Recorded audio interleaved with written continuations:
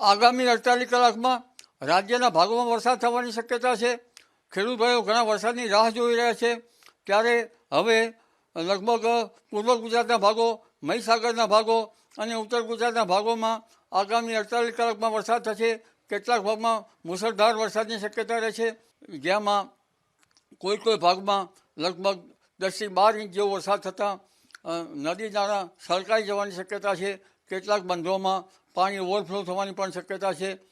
અને જોવા જઈએ તો લગભગ પૂર્વ ગુજરાતના ભાગો ઉપરાંત વડોદરાના ભાગોમાં પણ ભારે વરસાદ થવાની શક્યતા રહે છે. મધ્ય ગુજરાતના ભાગોમાં પણ ભારે વરસાદ થવાની શક્યતા રહે છે. અમદાવાદ, ગાંધીનગરમાં ધોધમાર વરસાદ પડવાની શક્યતા રહે છે. આ ઉપરાંત વલસાડના વલસાડના ભાગમાં ભારે વરસાદ થવાની શક્યતા રહે છે. કોઈ ભાગમાં 8 થી 10 ઇંચ જેવો વરસાદ થવાની શક્યતા રહે છે. આ ઉપરાંત સુરતના ભાગોમાં ભારે વરસાદ થવાની શક્યતા રહે છે. નવસારીના ભાગમાં ભારે વરસાદ થવાની શક્યતા રહે છે. ભરૂચના ભાગોમાં ભારે વરસાદ થવાની શક્યતા રહે છે.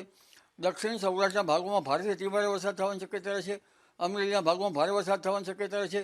પશ્ચિમ સૌરાષ્ટ્રના ભાગોમાં પણ વરસાદ થવાની શક્યતા છે. કોઈ ભાગમાં ભારે વરસાદ થઈ શકે. પોરબંદર, દ્વારકા વગેરે ભાગોમાં વરસાદ થવાની શક્યતા રહે છે.